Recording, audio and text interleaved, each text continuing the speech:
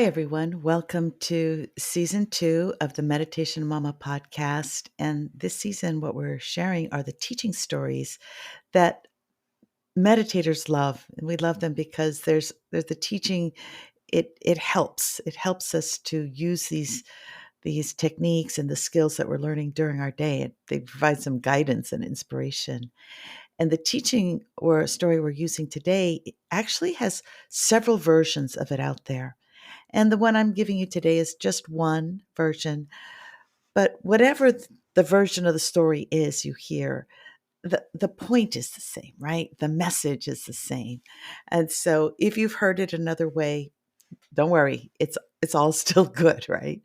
So, hi everyone. I'm Caren Prentice. I'm the founder of Meditation Momma, and today I'm going to share with you the story of the muddy road. And the story goes like this. Once upon a yogi time, many, many years ago, two monks were on their way back from a visit to the village and heading back to their monastery up in the mountains. And as they were walking along the trail, they were coming up to an intersection where several trails came together, converged at one point. And as they approached, they saw a beautiful young woman dressed in her finest clothes standing and distressed. And as they got closer, they realized that she was staring down at a muddy, yucky, huge puddle of mud.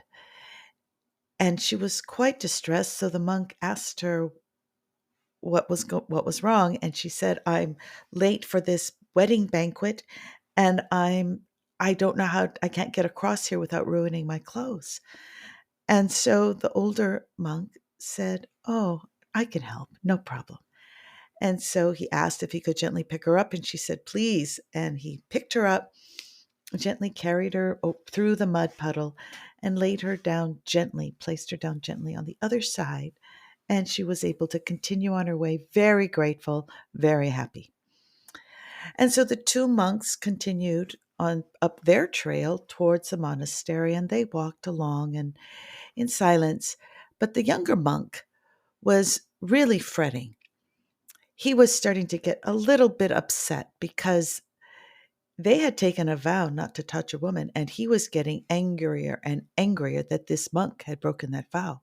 And as they're walking up the mountain trail, he's stewing on it. He's chewing on it. He's like, how could he do that? How could he do it? He's getting angrier and angrier. And finally, several miles in, he stops and he stomps his feet on the trail and he says, "How could you?" And the older monk turns around and looks at him and he says, "How could you do that? We've taken a vow never to touch a woman, and you touched that woman.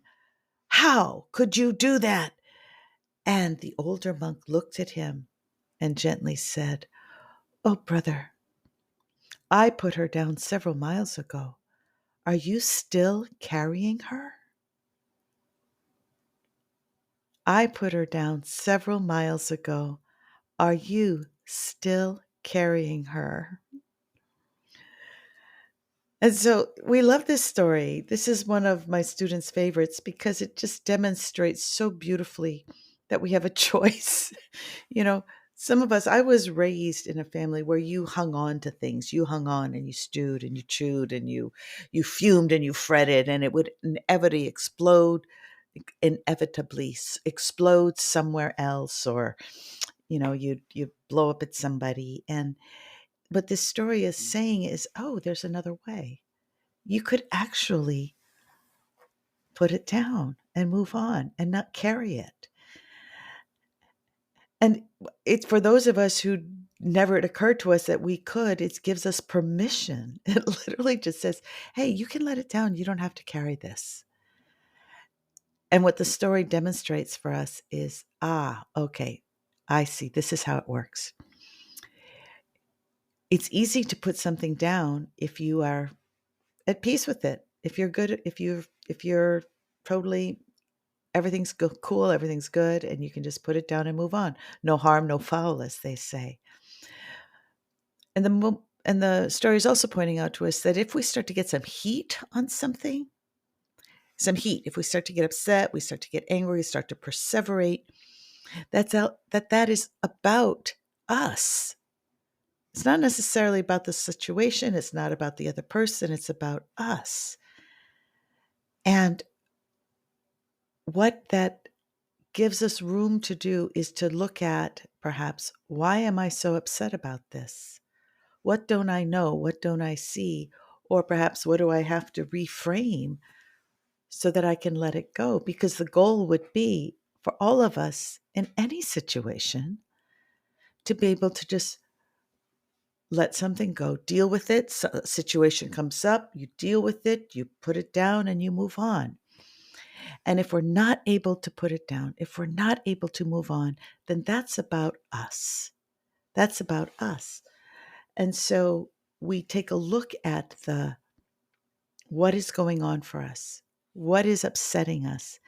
And instead of greeting it with, oh, that's ridiculous. Oh, you idiot. You just let it go. Why are you perseverating on that? Just let it go. Get over it.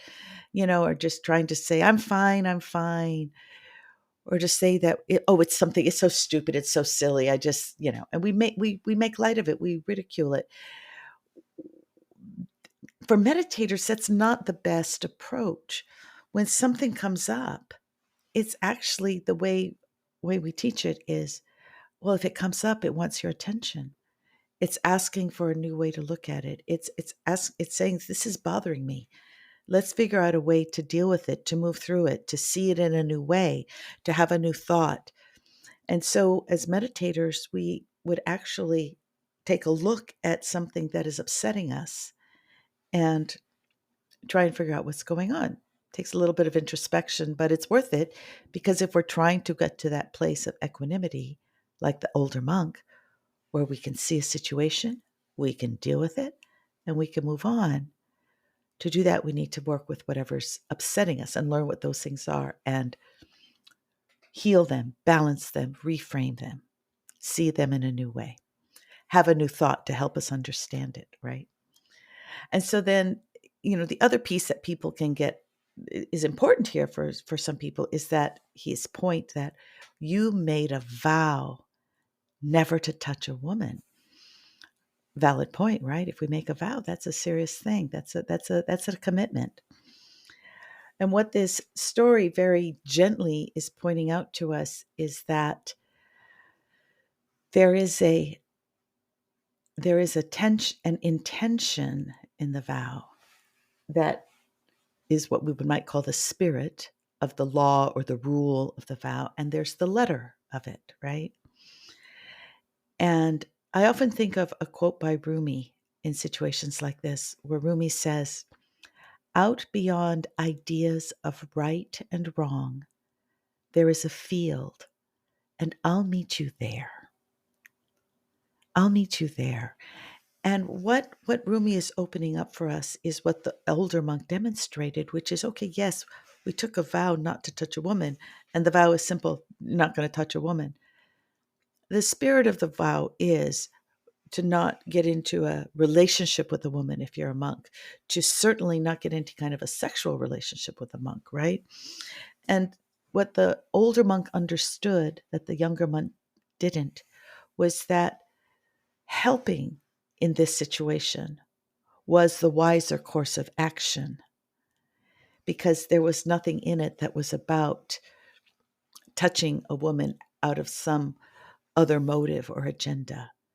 It was a purely kind act to help and benefit someone. And so that's why it was also so easy for the monk to let it down, right?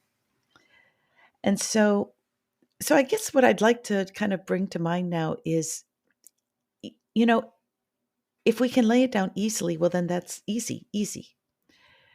But if we are having trouble letting something down, what can we do? How do we let it go, lay it down, and move on when it keeps coming back, when it keeps showing back up again, and we're perseverating and we're stewing and we're still upset about it? And one of the gifts of the meditation for meditators is we become pretty good at introspection, going inside and trying to find out what's actually going on here so that we can just deal with the situation at hand in a way that is wise, kind, and beneficial, and then move on. And so, what I have found is that sometimes what I need is to be able to see it in a new way, to think about it differently, or perhaps to even just understand the more about the situation. And as I open my understanding, increase my understanding, it's easier to let things go. And so I have a little story for you that I hope might illustrate some of these points. So uh, last fall, my husband and I decided to do a big remodel on the closets in our house we had recently bought. And and it involved redoing a whole bunch of closets. I think there were 5 of them all at the same time.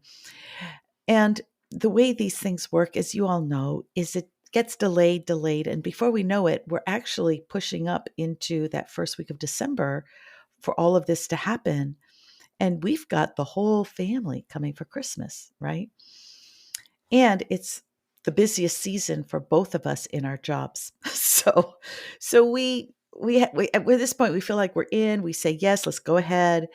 And the guys come in and they're doing a great job. But my husband is really clear. I am really clear. Please, please, please put up plastic so that none of the dust from the drywall, the sanding, and all of that gets into the house. Because this has happened before, been here before, and had to clean it all up. And I didn't have time to deal with anything like that. So they're like, yeah, sure, no problem. And all is going great until the third day of the job. And I come out of my office and I see dust in the air. And I'm like, whoa.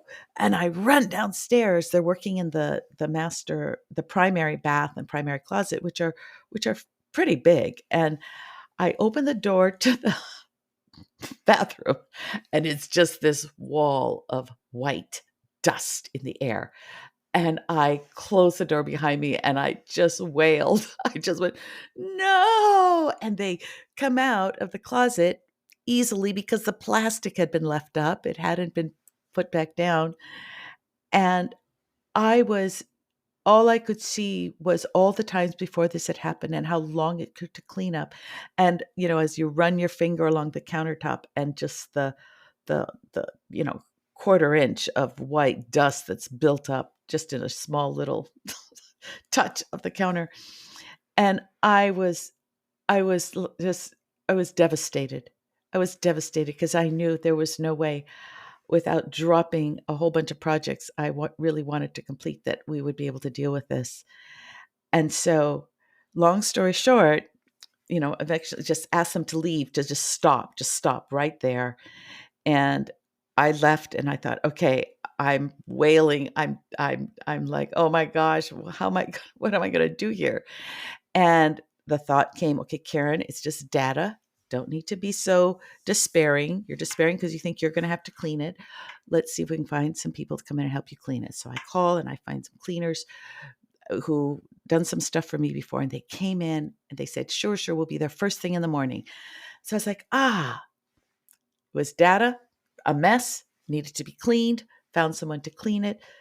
I was able to let it go, truly. And I went back came back upstairs, finished working, knowing that it was going to get cleaned up. And we had called the guy in charge of the project to just say, not the owner of the company, but the guy in charge of the project, to say, hey, could you come by and take a look at this?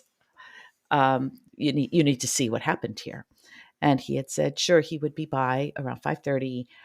And so in my head, all was good. Cleaners were coming, guy was coming by to look at it. Boom. I moved on to other things. Well, around 8:30 at night, I come down and the guys never showed up. But we had a text from him earlier in the afternoon saying, no problem, we'll pay for the cleanup. I'll be there. And he'd never shown up and we didn't quite understand it. But okay, letting it go, just showing up, not carrying it, putting it down, go to bed, wake up the next morning, cleaners come, get it all cleaned out. All's good, moving forward, putting it down, moving forward, putting it down, moving forward. And, reach out to the owner of the company to say, okay, so here's the cleaning bill. At which point he's like, I'm not paying that. That's way too much money. It's like, whoa. So we arranged for him to come over and, we can talk about finishing up the job. And, you said you guys would pay for this bill. And I'm starting to get a little upset, and I'm trying not to borrow trouble. But I'm like, we want to work this out. This is all good. The guys have been doing a great job except for this. The man comes over and we're talking about the cleaning bill. And he's like, that's way too much money. There's no way. And I'm like, well, I know, but this is why I wanted the kid to come over to see it so that you could see it was all over everything, literally every light bulb, every light, every toothbrush, every piece of jewelry, every towel, every plant, everything, every surface, even inside some of the drawers and cupboards. This white dust was everywhere. And it took 3 people 2 hours to kind of get it all totally cleaned up. And he wasn't buying it. And then the reason why was because he had pictures his people had taken, because they had cleaned up the floor and cleaned up their stuff when they left. I'm looking at the pictures, and you couldn't really tell from the pictures what was going on everything besides the floor. And I realized, oh my gosh, I never took pictures because I thought this person was going to come over and look for himself. At which point I said, well, he never came over. And he goes, well, he did. He came over. He says, he came over and you guys weren't here. You didn't answer. And I'm like, he said he called you. He showed up. He rang the doorbell. We're like, that never happened. That never happened. And it's getting a little testy, right? We're trying to not get too upset. And he says, no, he called me. He said you guys weren't here. What should he do? And now I'm starting to get a little, And then the next thing he says is, because this has happened to us before, where we get to this point in the job where it's close to done and people kick us out, and then they finish the job themselves, the easy part, the painting, and they never pay us the last half of the cost of the job. And part of me was like, are you accusing us of trying to stiff you here?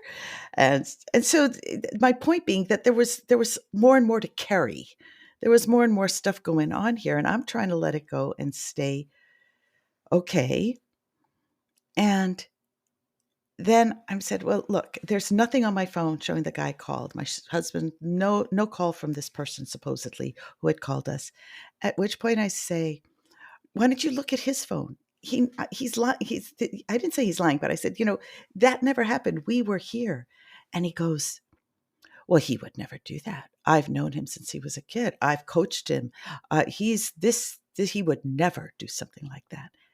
And as soon as he said it, something in me was able to let go and to just let it go. Because I realized at that moment that it was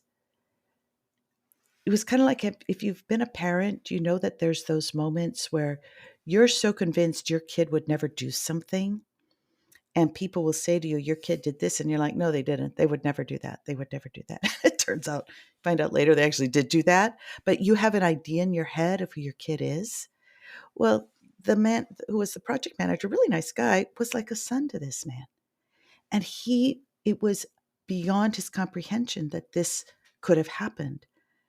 And in that moment, I saw him seeing the situation the way I could understand it. Oh, he can't see this. He can't afford, for whatever reason, to let himself see that this man was capable of this. I hope that made sense. At which point, for whatever reason, that was the thought that allowed me to let it go. And I realized he wasn't going to pay the cleaning bill. We were going to have to cover it. And it wasn't about being wrong or being accused of trying to stiff him. It wasn't about any of that. It was a convergence of events. And I wanted to let it go so I could move on. And the way I could let it go was to understand him as a father figure who wanted to see the best in this person. And with that, we agreed, okay, he wasn't going to pay it. We were going to finish up the project. He was sending somebody in to finish the last of it. And we were able to leave it. And I was able to let it go. I was truly able to let it go. But what I had to do was find a thought, find a way of looking at it that could allow me to put it down and not feel wronged, to not feel that I was being cheated or taken advantage of, but to just recognize, you know, sometimes stuff just happens. It just happens. And it's about how you handle it. It's about finding a way to try and understand all the different points of view and recognize there's no right, there's no wrong. There's just a bunch of people, all of us trying to get through the best we can. And let it go. Nothing's perfect. Nobody's perfect. Stuff happens. Stuff happens.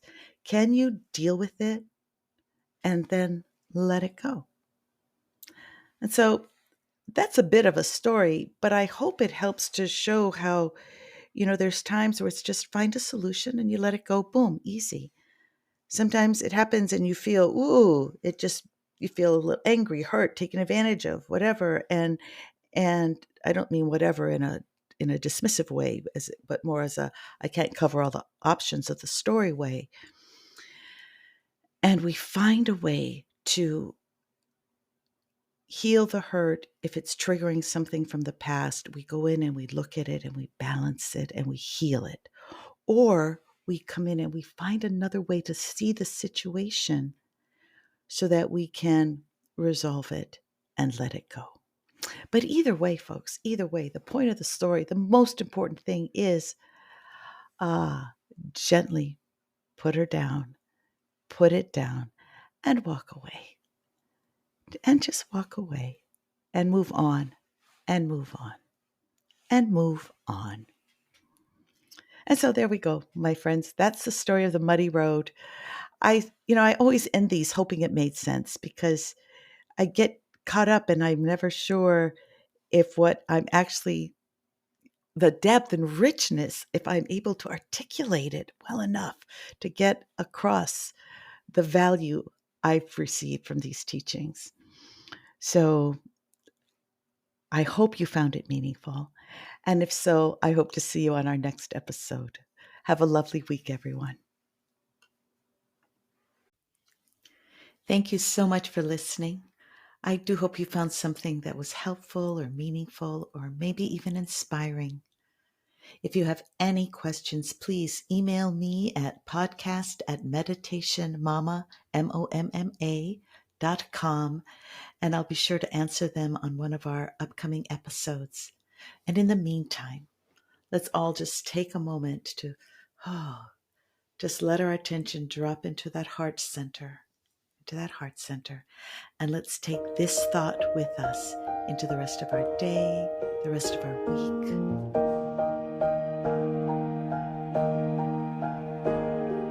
May I be happy, may I be free, joyous, grateful, safe and at ease.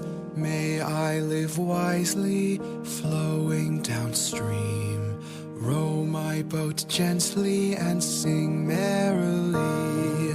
May you be happy, may you be free, joyous, grateful, safe and at ease.